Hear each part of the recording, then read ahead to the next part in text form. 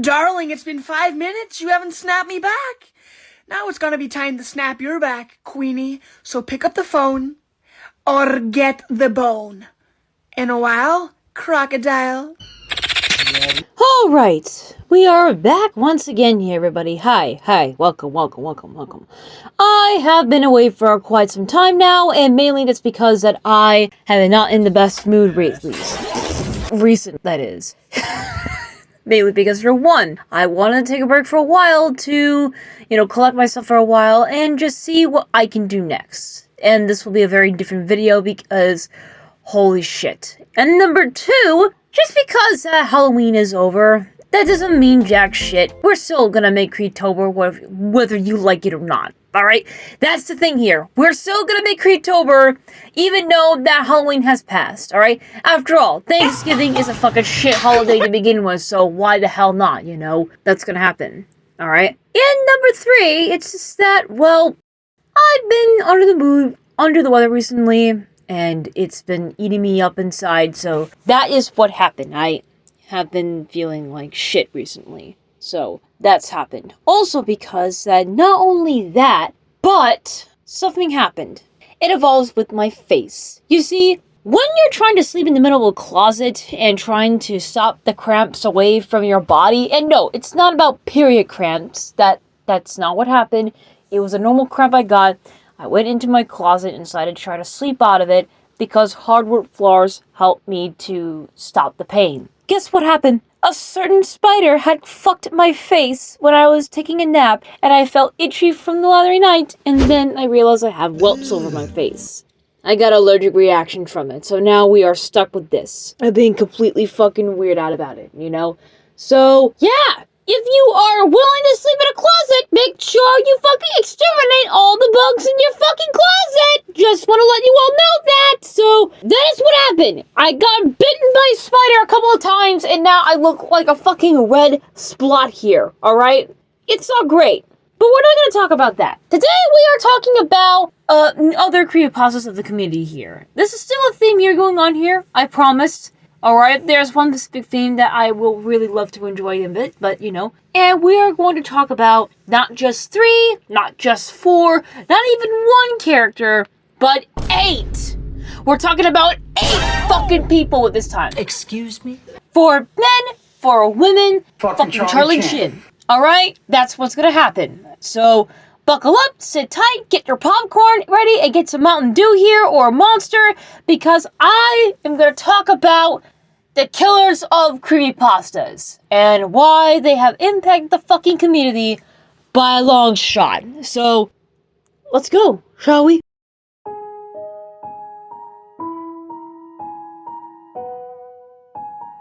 Alright, since I'm gonna make this short, I'm gonna actually make this right now, that ever since with how people made the ordeals of Dicky Toby and other characters surrounding Marble Hornet series, I did believe that a lot of people started to make their own horror characters of the creepypasta fandom.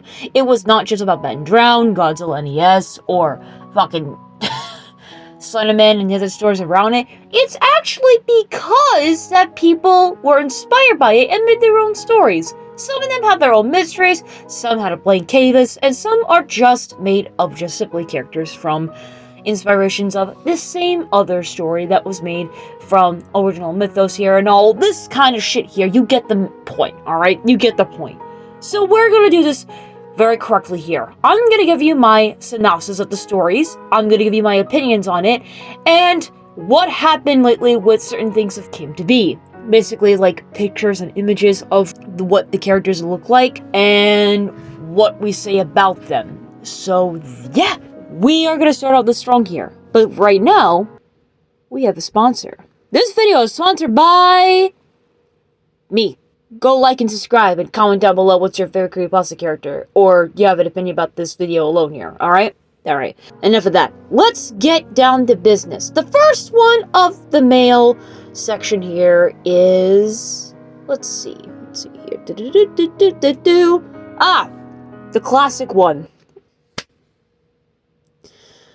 Jeff the Killer. That's the name. Jeff the Killer, alright? His full name is Jeffrey Woods. This character has been around the block ever since then. It became... Well, don't worry, we'll get into what happened afterwards here. But the story about him is pretty simple. I'm the Joker, baby! In the middle of the suburbans, two couple of boys named Lou and Jeffrey Woods moved into a suburban household with their parents. And they actually got to see the neighbors actually inviting them to a birthday party that they're going to be attending to. Jeff reluctantly agrees to, though he doesn't want to go there in the first place because he's not a kid anymore. Bitch, let me tell you this right now. Shut the fuck up. Because I will get to that later, alright? This motherfucker. So, they went on their daily maze here and went to their first day of school, until a couple of bandits showed up, and they were bullies. The guys were having a one to get some money off of those two. So Lou tried to protect Jeff, but Jeff decides to say, fuck it, we ball, so he beat the shit out of the goddamn three kids. Pretty badly. One of them decided to fucking throw up on the stomach here and fell down here, basically. I am disgusted. So that's what happened. When the bus came in, the bus driver was completely horrified, rightfully so, and checked up on the bullies. Right now that Jeff and Lou went into the bus like nothing happened. And that's when in the middle of the night, though, they got a call from the police at the door. And you can tell where this happened. Yeah, basically that they got busted. But they did not know who the person did at first, so they were asking questions if it was actually one of the boys. So Jeff tried to take the blame, but Lou said, fuck it, I say, I am the accused. Oh, okay. Yeah, oh, okay. I am the guilty one. He framed himself for his own brother and was taken to jail because he actually got the evidence by having a knife. What? Yeah, by the way, Jeff brought a knife into the fight when they were fighting the bullies, so that's what happened, alright? That's what ended up happening here, alright? So, what then happened, Jeff was upset that Lou had to take the blame for it, but Lou told him that everything was gonna be okay. Bitch, it was not okay because the parents did not give a shit about him for gurgles here, right? You have been stopped. I'm gonna say that right now. We'll get into that later, honestly. We'll get into that later. And then one single day here, for days on end and months on end, Jeff was just been alone for quite some time. No one was hanging out with him. He was just depressed. Honestly, same. If my brother blamed himself instead of I would have been depressed too. Alright, let's be honest here. But then one fateful morning, his mother finally woke him up and told him that today is the big day for the party. And Jeff realized it was. And he absolutely hates it. So when his parents found out that they were being all fancy and shit here, he has nothing else to wear here, and the parents told him to find something fancy looking. So he found his white hoodie, black jeans, and this is all he could ever find. And the parents were surprised he even chose that outfit, but they couldn't do any more choices here, so they decided to go to the party anyways with his look. surprisingly so, a bunch of people were there, all adults really there, wearing all nice gowns and such things like that. I don't know why a suburban has that kind of shit here, but hey, I guess this is Trump's America here. This fucking man. Wait, what was I talking about? Oh yeah, right, the party, yes, the party. The woman who actually invited the parents around and Jeff, they actually did insist that the kids were at the backyard. And there was a fuckload of kids there. Like a shit ton of kids out there in the background, alright? What did he say? One of the kids did give Jeff a gun and a cowboy hat, and they wanted him to play with him. Jeff reluctantly agreed to it. He didn't want to, though, but he still did, and he actually did have a lot of fun for a couple of hours. Until... who decided to show up? It was the bullies! The guys are all a little bit bruised up and a bit tainted, but they are still going in at this, alright? They're after for Jeff, and they're after him for blood. So Jeff and the three finally had a duel. 1v4 here. 1v3 here, you smucks! I got the ball here! So Jeff and the other three had a brawl-on fight, everything was all bloody, they went into the house, and they beaten the shit out of each other. Until one of the main bullies gotten themselves beaten down to the pulp that they are almost dying. The kids were dying, and Jeff was enjoying it. Something in him snapped, and that it was something very unhinged coming from the side of his mind. He was laughing because he felt utter joy from this experience. Yeah, this is happening right now. And now, in the middle of the fight, he went after one of the kids and beat down the other one, and the other kid went into the other bathroom to try to light up a lighter. Jeff thinks what was so funny. The kid says it was funny that he was covered in alcohol and gasoline. That's when he light up the fire and Jeff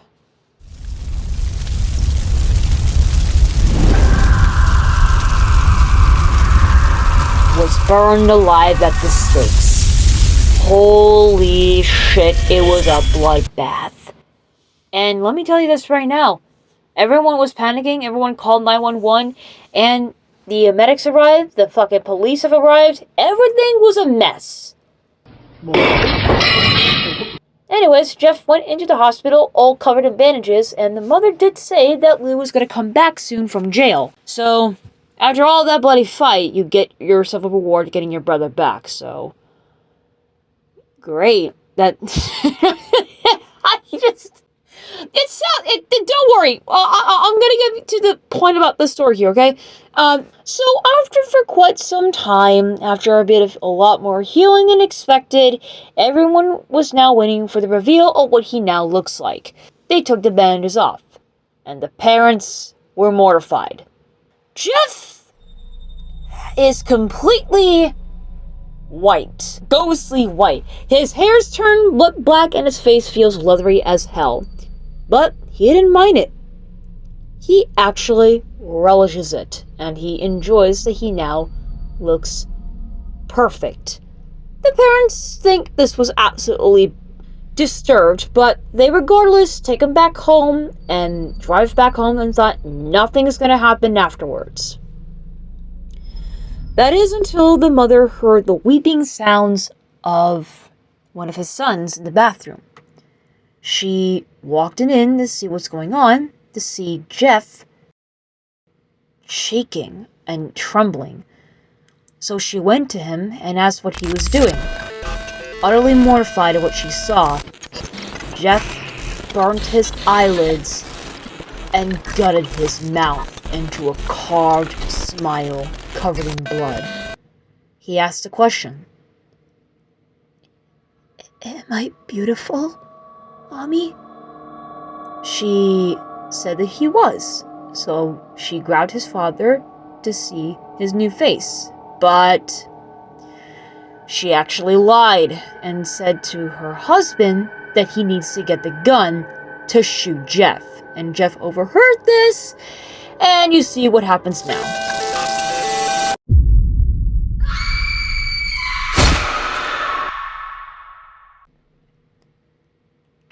killed both of his parents and went after Lou to kill him as well. The last phrase was, "Go to sleep." Now I know what you're all thinking. This sounds like dog shit. The thing is that it kind of is. It's not a mean thing to say here, it's kind of a fact here, because remember, this is the most popular creepypasta at the time. People were enthralled by this picture that was resembling of the story. Now, what do I tell you right now? That these fucking people, and like Mudahar, and like Geeks from Mars here, they all try to look for this fucking picture of Jeffrey for a long-ass time, because people really thought that the creator did make this picture by photo editing and, shooting here. But then when they found the original videos of this picture before Jeff the Killer story was even out there, people realized that the creator lied. So that was a fucking lie. Or they were stupid and tried to lie for the sake of, they don't know where this came from, so they thought it would be a cool idea to pick this picture here. Honestly, that's fucking me. If I found a creepy-ass picture and I don't know where it came from, and I just thought I found it from a video, or I straight up lie, because I know for a fact that it takes so goddamn long to find the picture of Jeff the Killer. Thought about killing myself. Give it up, man. Just give it up. You already found fucking Mario Creepypasta picture of the fucking victim number 1 here. Alright? She was number 1. Okay?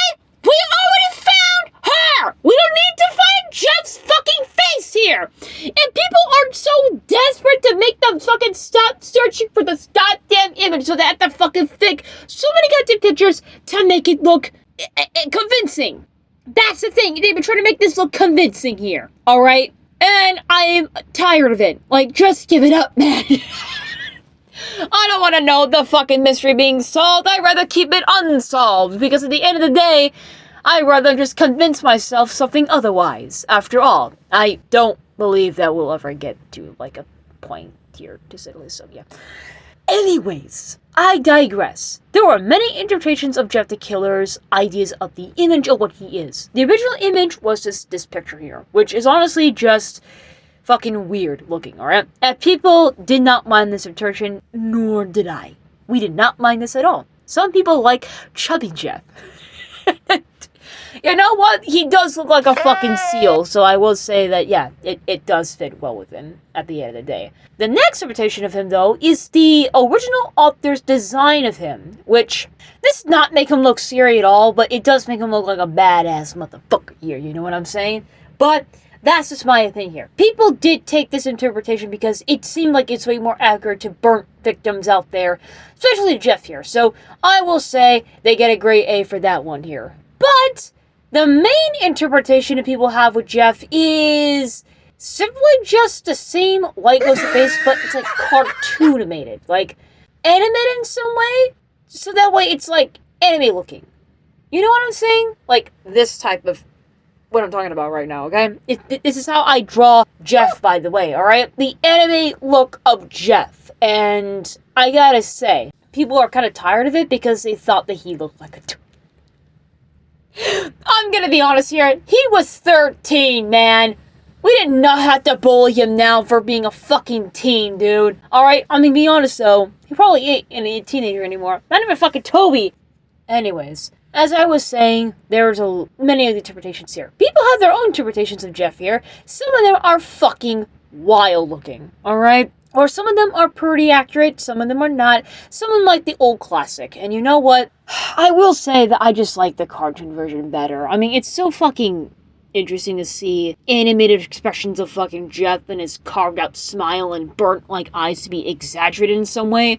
I like that a lot. But I will be admitting though, all of them look fucking great. All the interpretations look fine, alright? And you may be wondering I'm not critical enough. That's because, well, I like Jeff, alright? I used to have a crush on this fucking idiot when I was 12, 10? Yeah, I was 10 years old when I liked this fucking idiot here, alright? So, what do you want me to say about that one, Chief? Huh? What are you gonna do? Fucking sue me? Fucking arrest me for that one? Ha! Joke's on you! I have 15 alternate accounts here! You can't find me shit! Now, the next thing I will say here is that I actually did not find the original story of Jeff the Killer here, but I found another story of Jeff the Killer, not from, like, the Creepypasta Wiki or from, like, the creator's second story of it, but, dare I say, Little Big Planet! Hey, yo, what the fuck? Fucking a Little Big Planet! The fucking game that I'll never fucking be able to play! Yes, it turns out I actually did watch Jeff the Killer's story as a remake. It turns out the story does go off as, like, the difference is that he has a sister named Holly that was dating Damien, and that Damien was cheating on her at the school. And when Jeff tried to confront Damien and Jeff had a fight, and it got very bad very quickly as Damien got fucking fire and, you know, shit, basically. Like, he burned his eyes at the moment and also inflamed him when Jeff decides to try to give him the definition of pain. He gave him the definition of fire. So when after the whole recent events have happened, Jeff came back home the same as usually, except this is from Holly's stuff here. Holly actually see him carving up his face and telling her dad to get the gun. The story also goes off here. Damien is now the next victim of Jeff, and when Damien is getting molded afterwards, Jeff decides to go after Lou, and then Lou sees Jeff, and they had a very confrontation here. I'll give you this clip here of what happened. Jeff? But why? Why are you doing this to your own family? You want to know why? Fair enough. I'll tell you.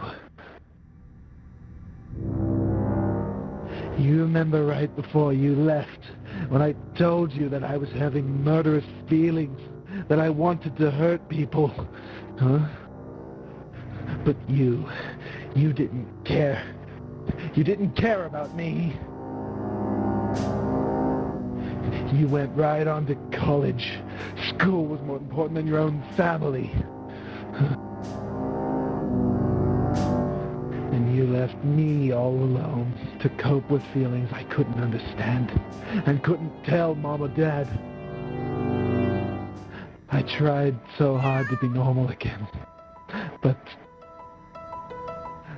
when I would get angry for no reason whatsoever, I couldn't control myself. Killing felt so good. So yeah, that's basically what happened. I will say this is like the better story of Jeff the Killer than just like what we saw here. It may not be the best, but it was a better interpretation of Jeff here, I will say. And it does have go back onto Slenderman as well. Oh, wait, you serious?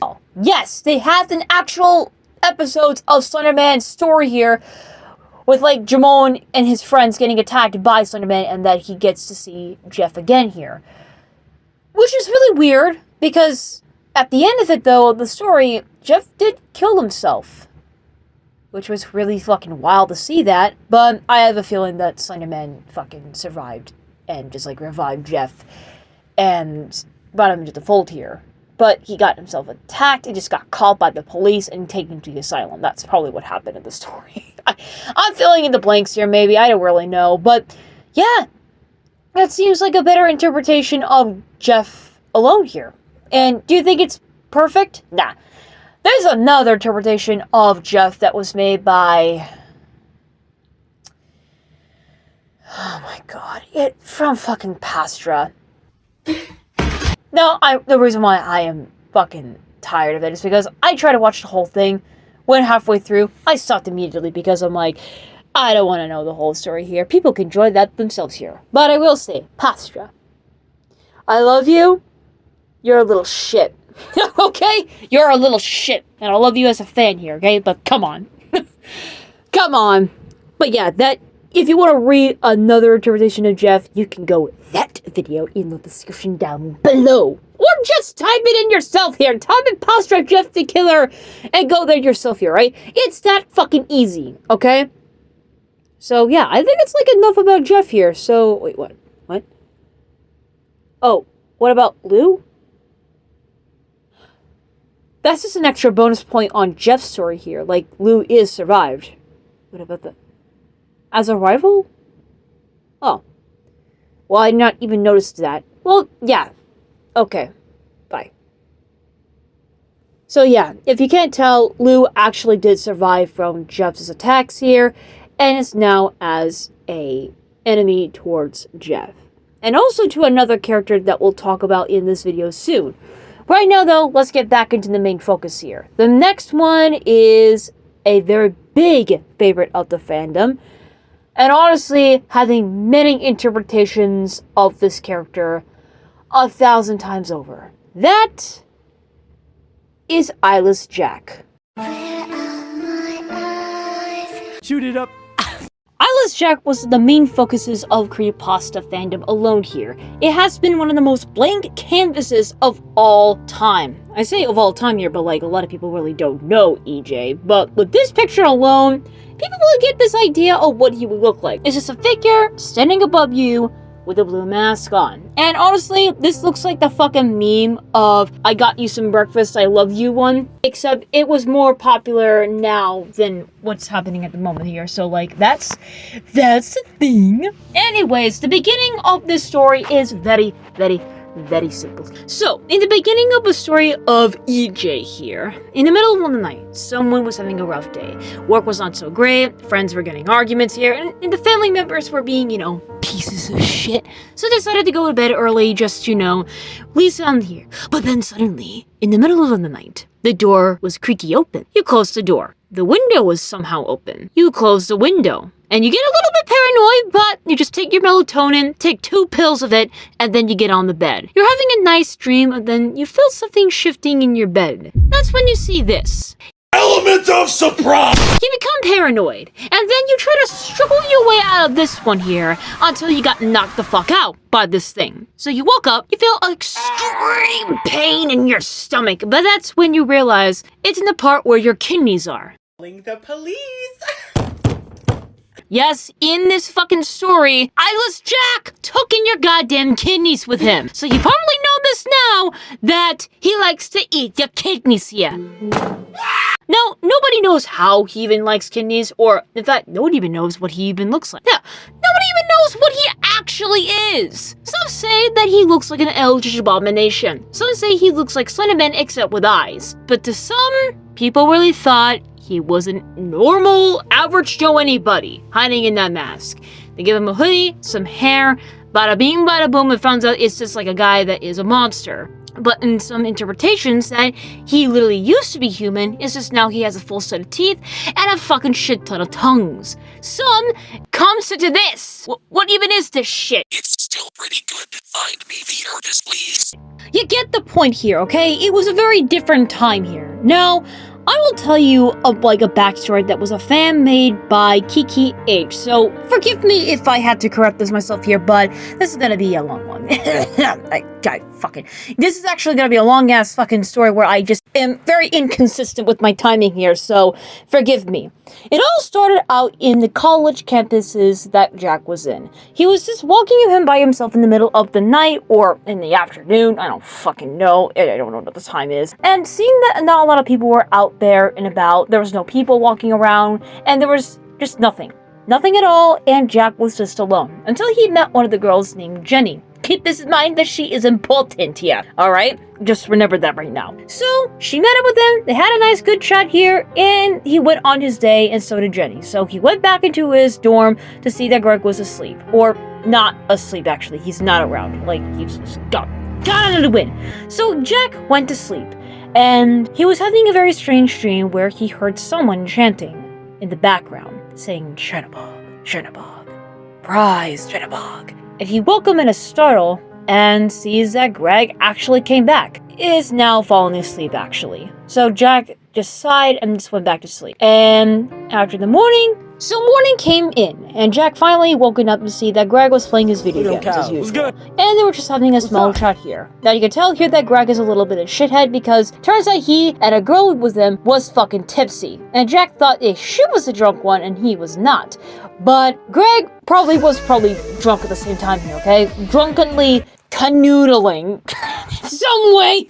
So they were having a small chat from that, and that's when that Greg mentions that he was having a weird dream. Turns out the weird dream was shit because it turns out it was just him being a fly and that the grandmother was just like swatting him around with a fly swatter. But Jack just said his own dream about the chanting and the praising of this demon Chernobog, and Greg just mentions he's played too much Silent Hill, which is like, honestly, so fucking true, man. I am always a goddamn gamer like that, bro. So if that happens to me, you probably know I probably haven't slept that long for 3 days. Jack did probably agree to that, so he went on his date. That's when he met Jenny at the door, and he's like, oh, hey, how's it going? And she's like, oh, it's great, how are you doing? She's like a trippy Phil here. She's like a sweet gal, so, you know, he's just like, alright, I like her a lot. I'll probably just chill out with her. So she says that he probably needs to go outside a little bit more. So took a few minutes to get him in, and he went outside and see that everyone is at the campus outside doing their daily commune here, and sees Jenny out there, and she actually said that he finally did took her advice. He did laugh at that, and they were just having a normal chat, and Jenny mentions about the fact that her friends will be at the woods in a moment, so she'll be there in a moment. And Jack asked, what do you mean by that? She says that, oh, my friends are at the woods, and that we just have this cool cave that we got here. Want to check it out and see? Now, rule number 1. If a friend out there, or a person that you know, actually, well, if someone that you met actually has someone out there that is in a cave, or like in a cave in the middle of the woods, that's red flag number 1. Don't go in there. Take your distance very safely here, and stay on your ground. So Jack did agree to come with her, and when they get there, they see a couple of people there. Now, I don't know what any of the names are here, but let's just say there's just like 5 of them there, and they did see Jenny, and they were happy to see her, but they were not so happy to see Jack, and that one of the girls secretly got Jenny with her and asked why the outsider was here. Basically, he heard that conversation a little bit, and he thought nothing of it. They're probably just like a weirdo or something. You think it's so fucking funny, huh? Now, rule number 2. If someone is calling you an outsider and that people around your friend gives you the stink eye or give you that fucking face of like disdain or like discomfort that you're here, or that they probably don't like you that you're here, red flag number 2. Better walk away 3 steps back. Don't go any further here, right? That's advice from the great Tronos here, by the way. Do not fucking do so. So, after they have a little conversation there, like, this is all conversations and, like, having a chat here, so I don't know what to say from here. Chatting, barking, biting, fucking yelping like a goddamn cartoon? I don't know, man. It seems like it's always been that. So, it starts to rain again, because in the beginning of the story that it was raining. So, everyone came back to their dorms, so did Jack, and see that Greg was at his couch playing fuckos and what, and Jack just mentions that, like, oh, I'm just gonna see this bonfire with Jenny here, I'll probably be back soon. And then Greg turned around in quickness with concern in his look and asked, are you serious right now? Jack asked, like, why? What's the problem here? Do you see the weird shit that she was reading at, like, the library recently? Like, it's like some weird, fucked up, like, cult shit here, so I don't think you should be hanging out with her.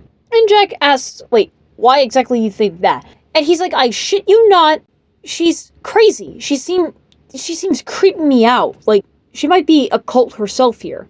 Now, if your friend alone, or like someone that probably hanging out with you in the dorm, say that she or he or fuck all is in a cult and they feel like they're in a cult and you should stay away, red flag, do not pass go, do not collect $2,000, do not continue hanging out with that person, you better get the fuck out of there. If someone's in the way, you run that bitch over, alright? Do not go in there. If they said that, you stay your ground here. Do not wait around. Now, this is where that Jack gets straightened out because he denied that Greg was telling the truth and that just went on his day and just took a nap. Huh? But then in the middle of the day alone, Greg waking up like alert. It was fire at the woods. Jack didn't believe it at first, but then he saw it and goes, oh shit. I'm gonna go check it out. And Greg says like, no, I don't think you should go there. It could be a cult. And Jack says there's no such thing as cults here. Well, when he got there actually was full of roasted-ass people wearing goddamn blue masks. You see where this is gonna go for? And then the man in the very booth had risen and say, rise and praise Chernobog, for this will be an eternal sacrifice for the great Lord here. And Jack was fucking scared shitless here. and tries to call back to someone. Then he bumps into Jenny, and she knocks him out. Well, she's told him right off, like, there's no such thing as cults here, and that's where he is now going to be sacrificed to Chernobog. How did they do that? Well, they easily took out his fucking eyes and boiled him in some liquid. That sounds fucking painful, but trust me, it does sound like that. It's painful. Now, they started to rise, Chernobog! Rise, Chernobog! Rise! Rise! With a good and mighty old Chernobog here! And then, next thing you know, BAM! Everyone is dead, lights out. It turns out that Jack woken up and found out that everyone around him is dead. All the roads are torn, all the masks are cracked, and everything is all bloody and shit. As you see one mask, though, that was not broken, and takes it and places it upon his face. He sees that Jenny was dying on the ground, but you know what? He literally lost all hope for this fucking girl, so he left her behind and let her for dead. Now, I know what you're thinking. That sounds insane. The truth is, this sounds kind of normal for how people would think that Jack went through. I mean, I believe this is what happened to him. I don't know for sure here, but that's like the synopsis of what the story was, and I say it's a 8 out of 10. It's very short, but I'd say it could cut it longer for like the character devices here, really. They could have just got a little bit more deeper with the characters and how like there is certain red flags that someone ignored here, but that's just my opinion here. There should have been more flags that would have been popping up from Jenny, but like, you know, it is what it is. Now, what do I think about EJ? It's alright. I'd say that the character designs of people making about EJ is pretty good. But for the stories, I didn't give a shit, really. But if you want to go check out the stories, I recommend you do. Now let's get back into the point. Next character.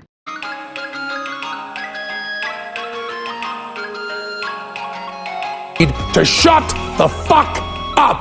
Helen Otis, known as the Bloody Painter, was an unknown original creepypasta that actually have made a cult following for quite some time here, from having its own sequel, what the events have happened in the story, and also a video game that I'm going to discuss about, and it's going to be surprising. But later on, let's get into the story of what his past was about. He was just a 14-year-old kid that was at school that have seen the life of playing chess here, basically. It's a game of chess in this school here, so you probably know that this is fucking bad here.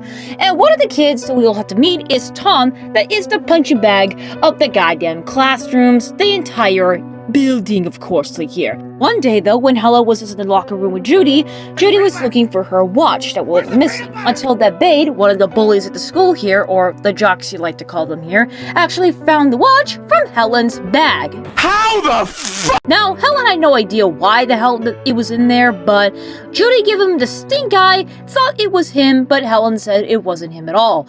And people said it was some bullshit. So you know what happened? They picked him on for, you know, quote-unquote stealing the watch here. So he got into some bullying, rumors were spread about him. It was all playful banter until it got into some very, very carnal sins going on here, which is not so good. And honestly though, this is like really school life here. If you like do one bad thing here, your ass is going to prison here, love. Alright? Why'd you put him in the mini fridge? Because he's pissing me off. That is not how you do things here. But anyways, Helen got beaten down by a bunch of these fucking kids here, until one day, he actually beat the shit out of them when one of them tore his fucking pages! Because let's remember here, he is an artist after all, so his art is very the only thing that keeps him sane.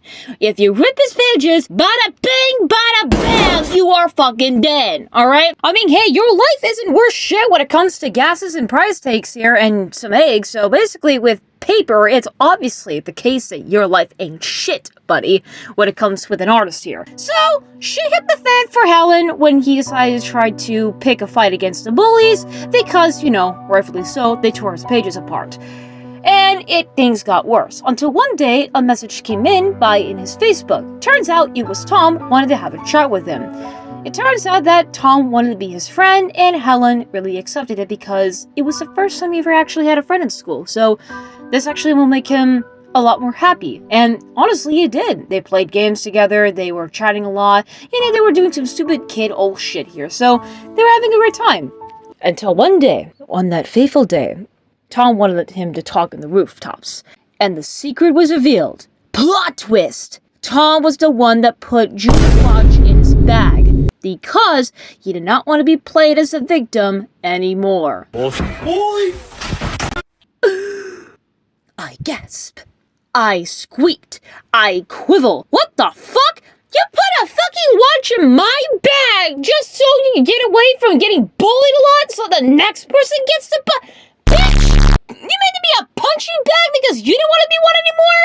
Honestly though, I would say like talk to the teachers here, but like at the same time, the teachers wouldn't do shit, so might as well become the next overlord of the great lawns of the hell cycles here, I suppose. I mean, it's a lot more better than just doing what normal white boys would do, which is, one of these days I will talk about that, but that's a different story. That's a whole different story to talk about, and I'm not getting into that. So Helen was rightfully pissed off, and they had a bit of an argument with them until Tom slipped. And Helen felt like it was slow motion, so he tried to grab him by the wrist. But it was too late. It was a loud, wet crack on the pavement of Tom's head. Helen saw it from above the roof and was petrified. Now, when this news brought out the fact that people found out that Tom fell off the roof, people were starting to think that Helen tried to stop Tom from committing suicide. Others think that Helen was the one that killed Tom. In the middle of the night, though, Helen was starting to cry and sniffle because of what happened. It's terrifying to see your own friend do that, but then something changed in him that it turns out it really did not matter at all. Tom deserved to die after what he told him, because he was the one that put that watch in Helen's backpack. He was the one that caused him to have the suffering of the bullies here. So with Helen, it's like, yeah, he deserved it. Fuck him. Acting a plumb damn fool. And he was giggling to himself to think of that sight and started to make a plan. That's when he killed some of his mates at the classroom, and that was the end of the story.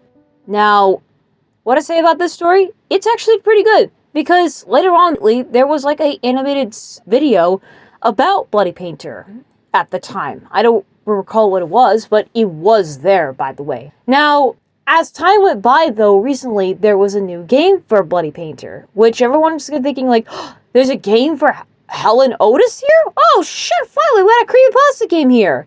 What no one expects, though, what I'm gonna tell you right now, it's a fucking visual novel. It's a long story, bitch. Helen Otis got himself a love novel, bitch! And it's not just any love novel, it's made by the same creator! Wake the fuck up! It's not even just a fucking random-ass person that loved the creepypasta, it's the creator! Someone please call 911! I nearly gurgitated and choked on my fucking lungs and kidney stones here. What the fuck?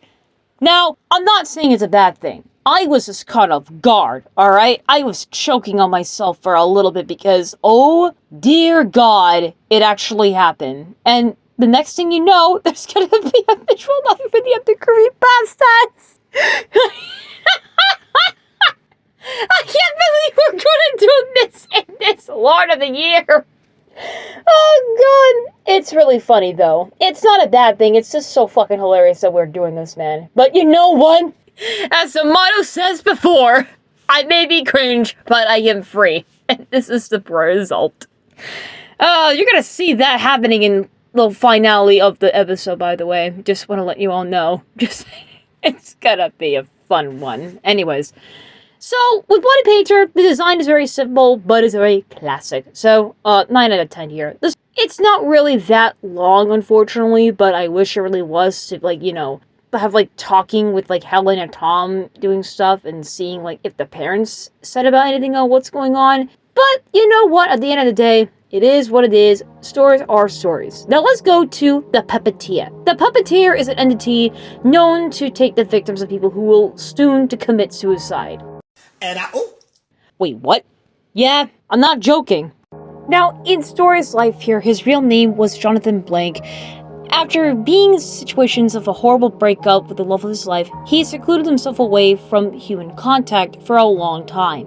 He found no reason to continue, he locked himself in the room for God knows how long, and killed himself, leaving his body to be found a few weeks later. However, his spirit was awakened and became a vengeful spirit to feed off of loneliness and depression, which... cycle of torment, I suppose? He uses his yellow strings to rip and tear and manipulate the bodies of their victims, but in actuality, when people see them, they are naturally hanged or do the act in the bathroom or other places that will take their own life in a gruesome manner or a different manner. Dude, what the fuck? I'm sorry, that's very graphic here, but it is what it is. People hung themselves, people cut themselves, people will do anything to end their life in some gruesome way here. So that's the puppeteer here. Now, is there any information about him that we know yet? There's not a lot about Puppeteer that we don't know anymore right now, but since I will give you the synopsis here, the story goes off from Motherless Love, where a boy has an alcoholic mother that was about to drown herself in depression and loneliness, and Puppeteer decided to take in, which means killing her himself. And it's very gruesome, and it's really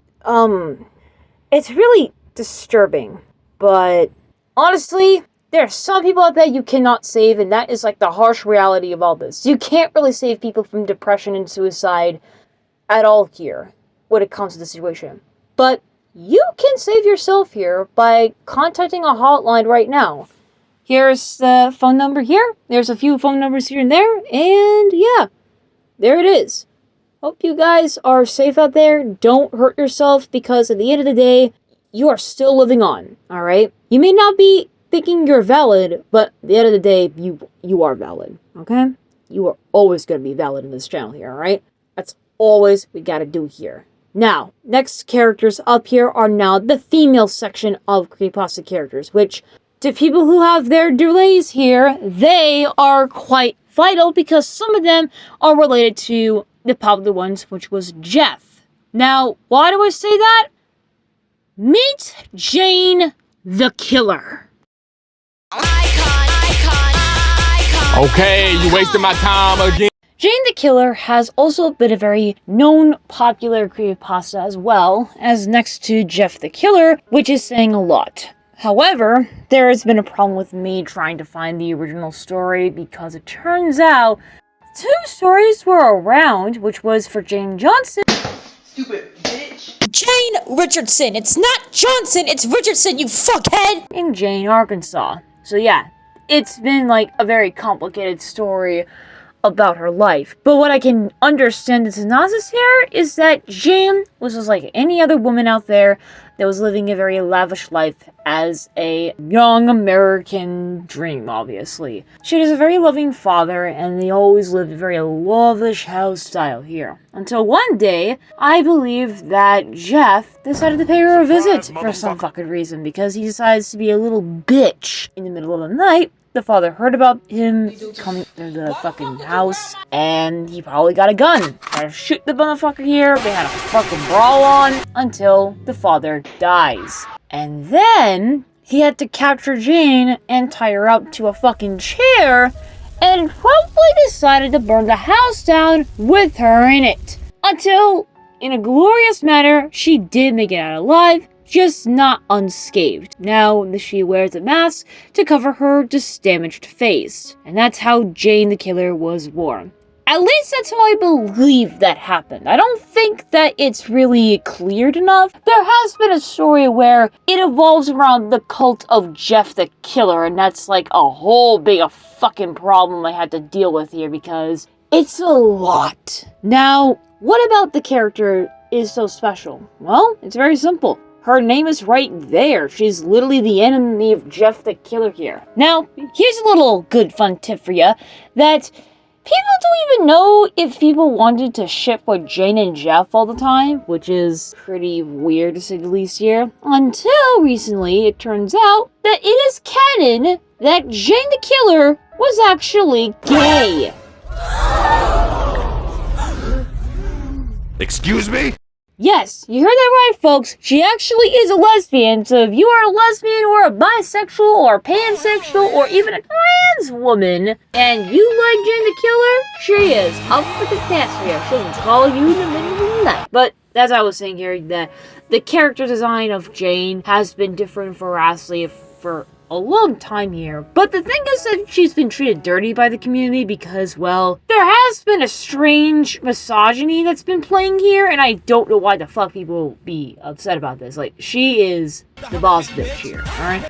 And her design is very simple, but very iconic. And no one should suffice that at all. And that's the gift that keeps on giving here, right? Now, recently, there has been different designs of Jane where she is her iconic self, or that people made her to be a goth queen. I mean, she looks like Amy Lee from Evidence, so like, are they lying? Are they lying? Anyways, that's really all that about her is. I'm very sorry I could not find the actual story to tell you all what happened because I tried to look that from Mr. Creeptober's channel and there's fucking misconfused messages here. I don't know which story is the same story at all. So like, that was a problem. Luckily though, it's not the problem for two other characters because one is, oh boy. So yeah, that's it for Jane. So Jane, if you're watching this, I'm sorry I couldn't make this longer for you, but you are loved, you are valid. It's just that I screwed it up, alright? So you can take the blame on me. Anyways, next character. Tick-tock, ticky-tocky. Ooh! Shut up! Oh my god! Damn. Clockwork, also known as Natalie Olet. That's a fancy-ass name here, my god. Is another infamous creepypasta in this fandom as well, only though that she was only invented by the creator's personal livelihood. We'll get into that very later here, okay? But let's tell you the story of Natalie. I have to do this with like a fucking video I had to watch, so you're gonna see my memory's a little bit bleak here, but it goes off like this. Her childhood is not so great. Her parents argue a lot, her brother's a piece of shit probably, and her father also is the worst one because he physically and verbally abuses Natalie all the time here. So you can tell this is not a lovely family to begin with. Oh, no. Absolutely not. They call the cops. So, Natalie has begun developing sorts of behaviors that are not acceptable, like drawing gore and blood here. Well, nowadays it's like, if you're doing it as an art piece, it's like, well, it's pretty good job here, mate. I am one of those people that do draw blood and gore here. But not because my family hates me, but it's because that I just find anatomy interesting. Oh, Jesus Christ. Back to the bullshit on hand here. She went on to school and that she was just doodling on her pages here. Now, the concept of time is important because people say to her all the time that time is up. Your time is up, get back to work. Your time is up, get to it. Or your time is up, get back up. All the damn time. And Natalie always thinks, why is time against me? Why does this keep happening? Well, Natalie, your parents are to blame on this one. I can't really help you with this one here, Chief. But again, go back to the puppeteer section and go find the hotlines. It's there, so yeah. There's not a lot of things going on here. It's just tell and not show here, but that's just my intake here.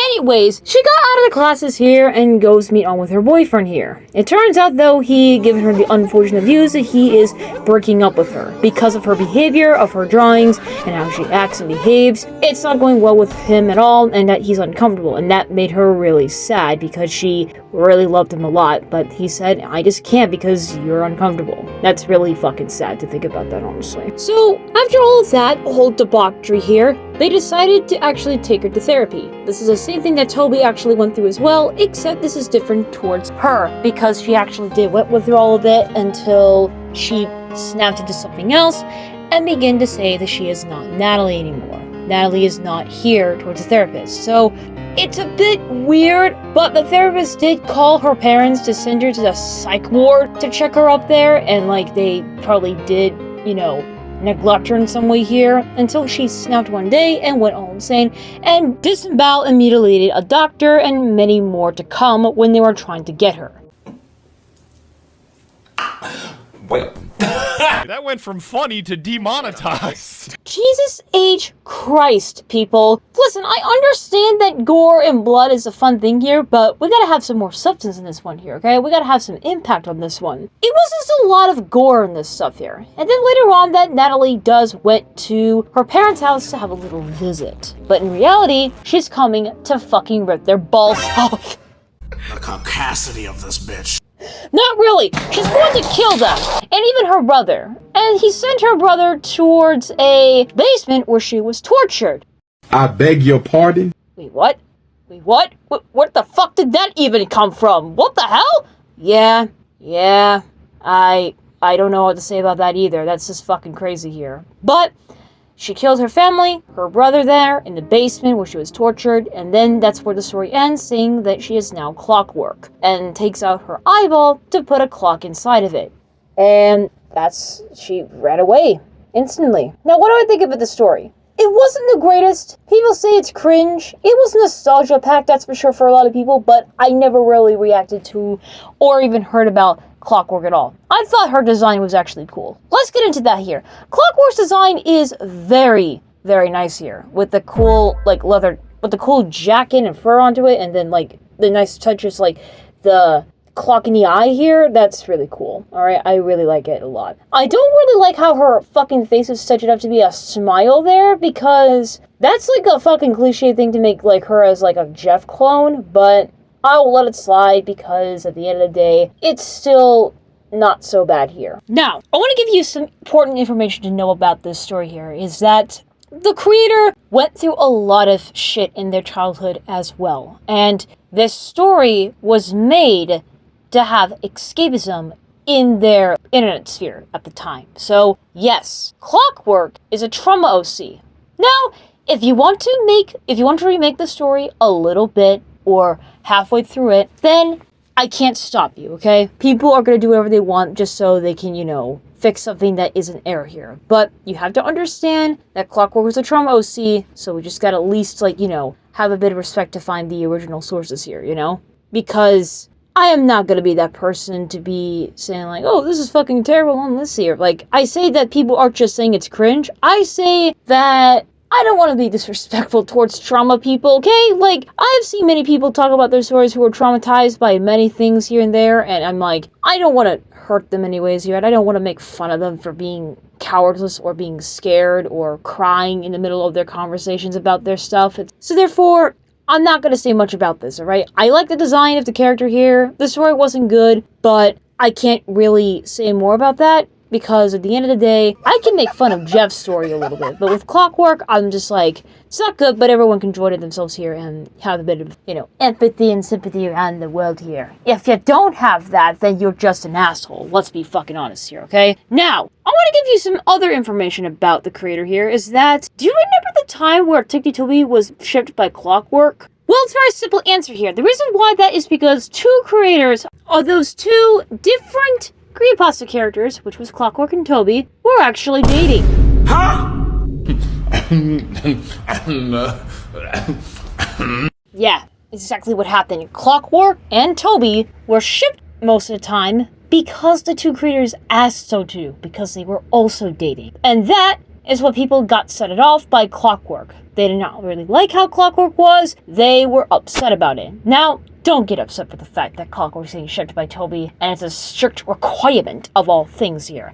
But I will say, it's not fair for people to force themselves to ship Clockwork and Toby here. If you think it's canon, it's really not. It's totally made up. Pure fiction. Alright? Just because you're dating with someone that is the same person that made their OC and your OC and you ship them together, I get that. But when it comes to the creepypasta fandom, it's really fucking different in this town here. It's different when Jax and Pawnee are getting shipped in. People don't really like Jax, and Pawnee is too much of a scaredy cat. But yeah, if people are forced to ship someone with another character because of two creators being in love with each other, who are those characters, it doesn't matter. Some people like your OC, with the way they want it here. And that is something that will happen here. I mean, Castaway wasn't a good person at the time, and people didn't really like them all the same here. So what are you gonna do about that, But at the end of the day here, Clockwork is still a good OC, no matter that the creator is gone. After all, it is a digital footprint. We should just at least understand that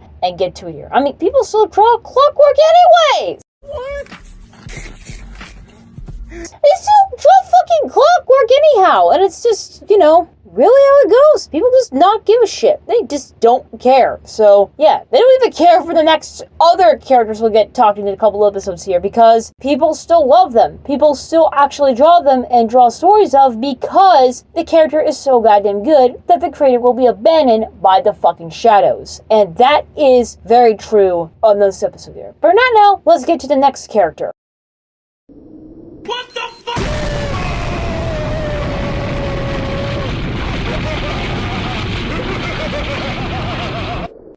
Alright, Nina the Killer. I don't know her story entirely here, but she was also infamous, but people did not like her. So, with her whole shtick of things here, it was an OC that was created for Jeff the Killer. I swear to God, we have rivals for Jeff, and then we have people that know Jeff, and they're in love with him. He acting a plumb damn fool. Which, at the time, people were upset about it, and they were pissed the fuck off. And they were being assholes towards the character, and also the creator. What is going on here? Not to mention calling her a whore, even though she was a kid. Are we being fucking serious? It's like, bitch, what the fuck? I wish some of y'all would put a blindfold on and walk out in the middle of the street. You get so mad for the fact of those times, Ed, that you just fucking insult a child in the worst way? Dude, you just sound like fucking kids online saying like, womp womp, don't give a shit, ratio, you ugly, you stinky, like, fuck off, man, okay? Shut the fuck up, bitch. You ain't that fucking special, okay? Give me better context than that, alright? Jeez. So, with her design, it was very obvious here that she was a Mary Sue from the get-go here. Like, she has pink hair in her, she has a streak of pink hair here, got a bow tie, and literally she has a carved out smile just like Jeff does. Literally a copycat, but a female version of it. And I'm gonna be honest here, I did not give a shit about her, right? I don't know who she was. Oh, I don't know what's going on. I don't know what's happening. Here's the thing. I don't give a fuck. Hell, I didn't even know who Jane or Clockwork was. I thought like Jane was like the rival of Jeff, and I thought, oh cool, rivals here, awesome. Did not care. Don't care. Don't care. Still don't care. The same thing with Clockwork. Did not give a shit that there was drama happening. I was enjoying my life reading other creepypasta stories, okay? And that was that. I live a blissful ass life until I know information about the characters here, okay? Let's be fucking honest. Do I hate Nina? Bitch, no. Not really. I never really hated the character. I mean, her redesigns of herself is pretty good. People now made her as a scene emo, which is honestly the best thing you ever give her, like being a scene emo kid. Like, come on. I love that kind of shit. You know, the fucking vibrant colors, the aesthetic of it, the whole subculture of it, it's really cool. I wish to buy some fucking candies to make fucking bracelets and jewelry like that, but unfortunately, I couldn't be bothered. And also, it's fucking expensive, and I cannot afford that shit no else here. But that's all I know. Her story might be a resemblance of fucking Jeff alone here, I suppose. But that doesn't mean I should discredit her because of that. I would say that her design was typical at the time, but now it's gotten a bit better, and I appreciate that. I like redesigning and creativity to being mix of the character here. That was cringe at the time here. And guess what? As I said this before, I am cringe, but I am free. So therefore, I will like Nina, I'll take care of Nina, and I'll give her all the fucking cookie around the world here, okay? You cannot force me to not give her any fucking cookies. I'll give her a goddamn fucking cookie that shapes like a rock, alright? That's the thing. Rock cookies are a thing. You just gotta find them in, Illinois or some shit like that. I don't fucking know. Or maybe even like 10 countries that have fucking rock cookies? Huh? What is the okay. Oh no, me heart stopped!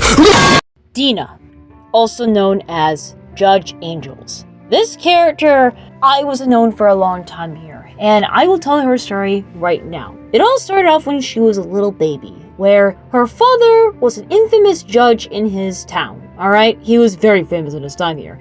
And the mother has given birth to Dina, and it turns out they realized something was clearly wrong, because her hair was blonde, And that's the problem because her mother's hair was red, her father's hair was brown. But that's not the fucking worst thing they ever saw. The worst thing was her eyes. They were blackened. They were consumed by the name of darkness here. Whoa, calm down, Jamal. Don't pull out the knife. Seriously, that's literally what happened. She was born different with blonde hair and blackened out eyes. I have a theory as to why that's the case here, but we'll get to back to it here, alright? The father was pissed off and literally said that she looks like a monster. So therefore, what happens for her entirety of her childhood, they locked her up and isolated her from the mansion she lives in. And she is very alone. She's stuck in her room all the time here. She usually just starves herself there because her father is a piece of shit not giving her any fucking food.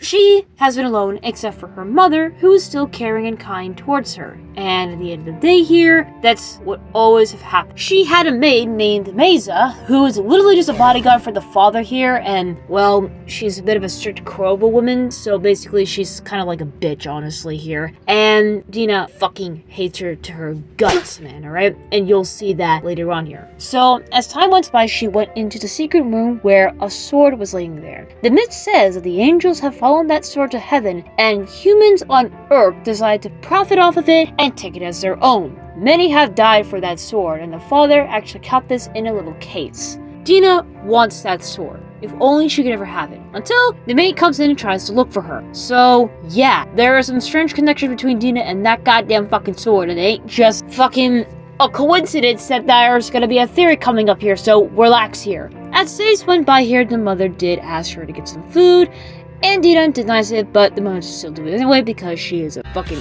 based-ass woman, until the father came back home to find out that there was secret food that she bought. And her father was pissed. Decided to actually punch her in the face for this, so Dina tried to stop it, but the father told her to stay out of this and told her to go away, you monster. Why you gotta be such a bitch? So Dina was pissed off and decided to have her mother live in her bedroom for a while because her mother doesn't like her father. So they slept together, you know, just a fun sleeper between the girls after what they just experienced.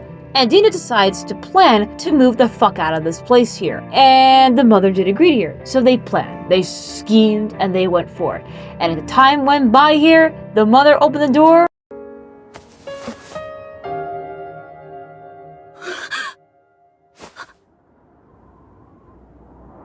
Oh, man. You're just ruining it. Look at my lips. You're ruining it. Oh shit, she is dead. It turns out that the father knew about her plans and threw her in a dungeon. Because the father likes to do a bit of, you know, medieval times here, he decided to make a fucking dungeon in the goddamn basement. Which any rich person out there would fucking do so, right? We're not surprised that Elon Musk might have a sex dungeon in his home full of fucking kids in there, you know what I mean? Like, come on now. So, that's what happened. Mason the maid actually comes in to tell the truth that she was taking pictures of Dina walking out of the building at night. Out of pocket for that shit. Way out of pocket. So clearly that the maid fucking knew and decided to fucking expose her ass to the father. Try! And Dina lost her shit when she broke in the fucking cage from Maiden's mind. And they had a brawl-on fight until the maid fell down and got in the KO by Dina. You're welcome, bitch. Rest in piss. And now she goes after her father and grabs the fucking sword out of her hand to do so. And when she went in, she found that the mother was not breathing anymore, lying on the ground. It turns out that Dina was being planned to get trapped in once again because she is now free. That's when she had a swift fucking sixth sense in her mind here because she fucking sweat at the sword against her father and said the infamous quote, "I now pronounce you're guilty."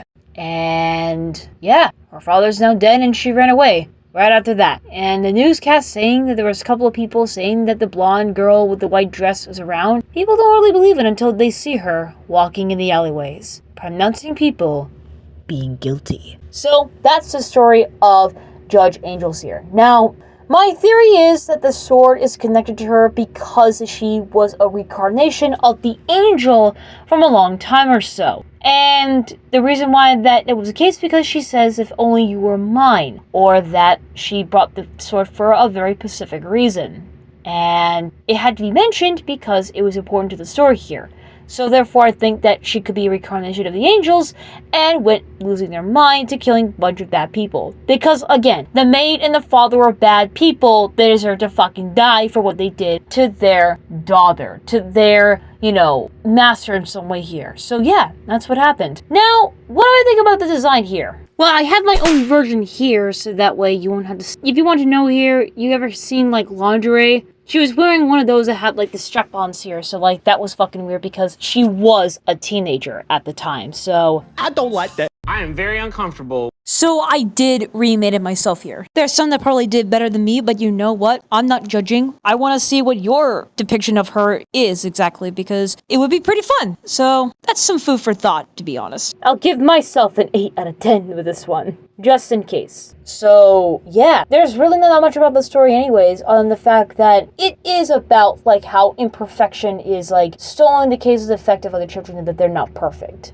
We see in Courage the Cowardly Dog's last episode of some fetus thing of saying you're not perfect in some way here. Until, the dead eel comes out later on saying, you're not perfect, you're unique, you're special. And that was really sweet of the eel to say that. It was really fucking weird, but that's how it is. She's not perfect. She's unique. Alright? Make her get pushed down to the abyss of hell here. To me, she's unique. She is special. And that is what it matters here. So, we talk about all of these certain characters that have been dealing with child abuse, right? In their livelihoods at the time. Well, we're going to talk more about all of it next video. So, that's going to be your major warning because this will be a bit very fucking dark. So, yeah. Just stick tuned to that. But that's it for today. That's the end of the storylines there. Thank you guys so much for watching here. I am Tronos with Tronos Gaming here. Stay sticky, stay creepy. Thanks for watching. Peace. I think I actually did say that in the last video, didn't I?